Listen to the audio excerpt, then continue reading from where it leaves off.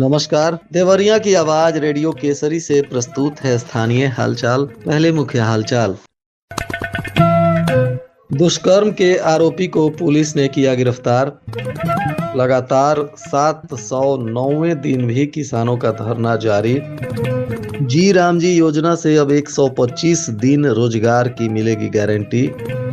पंचायत चुनाव में 3.99 लाख अधिक मतदाता होंगे शामिल। मकर संक्रांति मेला को लेकर तैयारी हो गई शुरू। स्थानीय हालचाल के इस अंक के साथ मैं निकेत मिश्र। अब हालचाल विस्तार से। रामपुर कारखाना पुलिस ने दुष्कर्म के एक आरोपी को गिरफ्तार किया है। बताया जा रहा है कि पॉक्सो एक्ट में इस आरोपी पर मामला दर्ज किया गया है। पकड़ा गया आरोपी लक्ष्मण सिंह पुत्र राजकिशोर सिंह, जो मथुरा छापर थाना रामपुर कारखाना का निवासी है। मुखबिर की सूचना पर पटनवा पुल के पास पुलिस ने छापेमारी की और इस आरोपी को गिरफ्तार कर लिया। इस पर हाल ही में पॉक्सो एक्ट के तहत मुकदमा दर्ज किया गया है और यह भाग रहा था। पुलिस अब इसे गिरफ्तार कर चुकी है और इस पर आगे की विधिक कार्रवाई की जा रही है। कलेक्टेरिएट परिसर में 709 दिन से किसानों का धरना जारी है। किसान का यह संगठन लगातार बैतालपुर चीनी मिल को फिर से शुरू करने की मांग कर रहा है। यह प्रदर्शन चीनी मिल चलाओ संघर्ष समिति के संयुक्त तत्वाधान में किसान मोर्चा और संयुक्त महामोर्चा के साथ मिलकर आयोजित किया जा रहा है। मुख्यमंत्री की घोषणा के बाद भी यह मिल चालू नहीं हुआ, जिसके बाद अब किसान लगातार धरने पर बैठे हुए हैं। चीनी मिल चलाओ संघर्ष समिति के अध्यक्ष ब्रिजेंद्र मणि त्रिपाठी ने कहा, कृषि प्रधान देश के अन्नदाता किसान अपनी मांगों के लिए लगातार धरना दे रहे हैं, लेकिन सरकार इस पर कोई ध्यान नहीं दे रही है। किसानों का कहना है कि मुख्यमंत्री ने 2018 में देवरिया की जनसभा में लगातार 4 बार मिल चलाने की घोषणा कर चुके हैं। उसके बाद भी मिल चलाने की दिशा में कोई प्रयास नहीं हो रहा है और लगातार 2 वर्षों से भी अधिक वक्त से किसान धरने पर बैठे हुए हैं। जिले में त्रिस्तरीय पंचायत चुनाव के मद्देनजर एक तरफ जहां ग्राम पंचायतों की अंतिम मतदाता सूची का प्रकाशन कर दिया गया है, तो वहीं भारत निर्वाचन आयोग द्वारा चलाए गए विशेष प्रगाढ़ पुनरीक्षण अभियान के पूर्ण होने के बाद जिले के 7 विधानसभा क्षेत्रों के मतदाताओं की अंतिम मतदाता सूची भी प्रकाशित कर दी गई है। दोनों अंतिम मतदाता सूची जारी होने के बाद जिले में विधानसभा की मतदाता सूची के मुकाबले पंचायतों की मतदाता सूची में 3,99,053 मतदाता अधिक हैं। जिले में कुल 1,121 ग्राम पंचायतें हैं। राज्य निर्वाचन आयोग के निर्देश पर त्रिस्तरीय पंचायत चुनाव को देखते हुए बृहद मतदाता सूची पुनरीक्षण कार्यक्रम पूर्ण होने के बाद जिले के 16 विकास खंडों और भारत निर्वाचन आयोग के निर्देश पर चलाए गए विशेष प्रगाढ़ पुनरीक्षण अभियान पूर्ण होने के बाद दोनों की अंतिम सूची को प्रकाशित किया गया।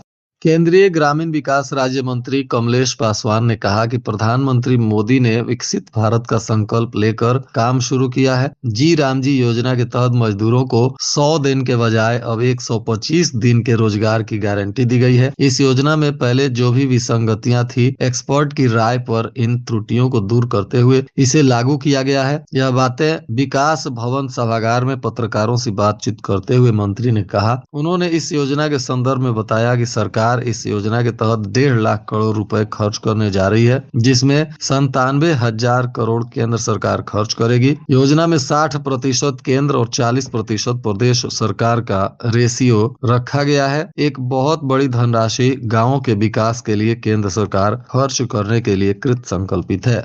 पुलिस अधीक्षक संजीव सुमन के निर्देशन में आज यातायात प्रभारी गुलाब सिंह मय यातायात पुलिस देवरिया के साथ मिलकर दुर्घटनाओं की रोकथाम को लेकर वाहन जांच अभियान चलाया। इस दौरान जगह जगह वाहन जांच करते हुए दोषी पाए जाने वाले लोगों पर एमवी एक्ट में कार्रवाई भी की गई। लार ब्लॉक के ग्राम सभा चूरिया में घाघरा नदी के तट पर स्थित शिव मंदिर परिसर में लगने वाले मकर संक्रांति मेला की तैयारी शुरू हो गई है। मेला से पहले मंदिर परिसर और उसके आसपास साफ सफाई का काम शुरू किया गया है। चूरिया के ग्राम प्रधान सुनील ठाकुर ने बताया कि हर साल के भांति इस वर्ष भी मकर संक्रांति मेला 14 जनवरी को घाघरा नदी के किनारे शिव मंदिर परिसर में आयोजित होगा। उन्होंने कहा कि यह मेला वर्षों पुरानी परंपरा का हिस्सा है और इसका आयोजन लगातार होता आ रहा है। घाघरा नदी के तट पर स्थित होने के कारण मकर संक्रांति के अवसर पर यहाँ हर साल सैकड़ों श्रद्धालु स्नान करने के साथ साथ मेले का भी आनंद लेते हैं और भगवान भोलेनाथ की पूजा आराधना भी करते हैं। पशु तस्करी को लेकर पुलिस अधीक्षक संजीव सुमन सख्त हैं। इसके बावजूद भी पशु तस्करी पर लगाम नहीं लग पा रहा है। आए दिन हो रही पशु तस्करों की गिरफ्तारी इसकी पुष्टि कर रही है। सूत्रों की माने तो इनमें कुछ खाकी भी दागदार बन रहे हैं। हालांकि पुलिस अधिकारी इससे साफ इनकार कर रहे हैं। गोरखपुर में पशु तस्करों द्वारा छात्र की हत्या करने के बाद पूरे प्रदेश की पुलिस गो तस्करों को लेकर सख्त हो गई। लगातार महकमे में फेर बदल किए गए और पुलिस एक्शन मूड में आ गई। मुठभेड़ भी हुआ, पशु तस्करों को गिरफ्तार भी किया गया। उसके बाद भी पशु की तस्करी नहीं रुक रही है। पिछले दिनों 10 दिसंबर को सलेमपुर के मझौली राज में पशु तस्करों का मनोबल इतना बढ़ गया कि बाइक सवार 2 युवकों को रौंद दिया, जिससे दोनों की मौत हो गई। इसके बाद लगातार पशु तस्करों पर सख्त कार्रवाई हो रही है।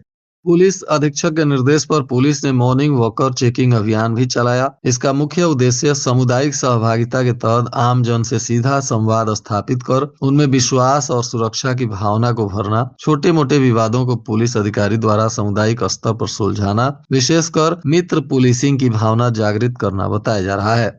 तरकुलवा में आरटीआई कानून का दुरुपयोग कर रंगदारी वसूलने तथा जान से मारने की धमकी देने के मामले में पुलिस ने एक प्रधानाचार्य की तहरीर पर केस दर्ज किया है। पुलिस मामले की जांच भी कर रही है। हालांकि देर शाम तक आरोपी की गिरफ्तारी नहीं हो सकी थी। बताया जा रहा है कि तरकुलवा थाना क्षेत्र के सोनरिया स्थित दुर्गा जी इंटरमीडिएट कॉलेज के प्रधानाचार्य सत्यनारायण सिंह ने तरकुलवा पुलिस को तहरीर दी है, जिसमें आरोप लगाया है कि पवन टोला गाँव निवासी आरटीआई कार्यकर्ता धर्मराज यादव जानबूझकर परेशान करने की नियत से हमेशा सूचना मांगते रहता है, नहीं देने पर जान से मारने की धमकी दे रहा है। प्रार्थी जब उसके घर गया तो धमकाते हुए जान से मारने की धमकी भी आरोपी के द्वारा दिया गया है। हालांकि अब पुलिस मामले की गहराई से अनुसंधान कर रही है।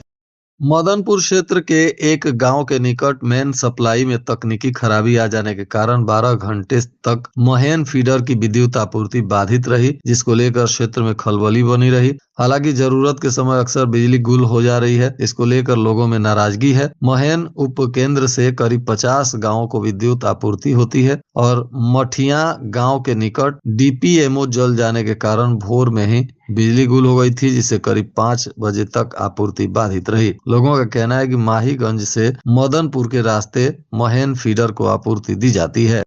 लार रोड के नवलपुर से सिकंदरपुर तक सड़क के चौड़ीकरण के निर्माण को लेकर कार्य चल रहा है। इसी मामले में कार्य करा रहे कर्मचारियों को मारने पीटने के मामले में पुलिस ने कजराहा गांव के 4 लोगों के विरुद्ध मुकदमा दर्ज किया है। बताया जा रहा है कि सड़क निर्माण करा रही संस्था R&C infra engineer private limited के नीतेश द्विवेदी ने पुलिस को तहरीर दी है, जिसमें उन्होंने कहा है कि कंपनी के कर्मचारी कृष्णा सोनू राजभर सड़क के चौड़ीकरण को लेकर काम कर रहे थे। इसी दौरान करजहा गांव के धर्मेंद्र यादव, उनकी पत्नी, बेटी और पुत्र गाली देने लगे तथा लाठी डंडे से कर्मचारियों को मारपीट कर घायल कर दिए हैं। ग्राम सभा पकहा में लंबे समय बाद आई नहर का पानी 2 दिन में ही बंद हो गया। इससे किसान अपनी गेहूं की फसल को लेकर चिंतित हैं। किसानों का कहना है कि इस समय गेहूं की फसल की सिंचाई अत्यंत आवश्यक है। नहर का पानी उनके लिए सिंचाई का मुख्य साधन था। पानी पकहा के गजही टोला तक पहुंच गया था, जिससे किसानों को उम्मीद थी कि वे खेतों की सिंचाई कर पाएंगे। हालांकि अचानक पानी बंद हो जाने से उनकी उम्मीदों पर भी पानी फिर गया है। और आज के मौसम का तापमान देवरिया में न्यूनतम 8 डिग्री सेल्सियस और अधिकतम 18 डिग्री सेल्सियस रहने की संभावना है। अंत में मुख्य हालचाल एक बार फिर। दुष्कर्म के आरोपी को पुलिस ने किया गिरफ्तार। लगातार 709वें दिन भी किसानों का धरना जारी। जी राम जी योजना से अब 125 दिन रोजगार की मिलेगी गारंटी। पंचायत चुनाव में 3.99 लाख अधिक मतदाता होंगे शामिल। मकर संक्रांति मेला को लेकर तैयारी हो गई शुरू। इसके साथ ही रेडियो केसरी से प्रसारित स्थानीय हालचाल का यह अंक समाप्त हुआ। नमस्कार।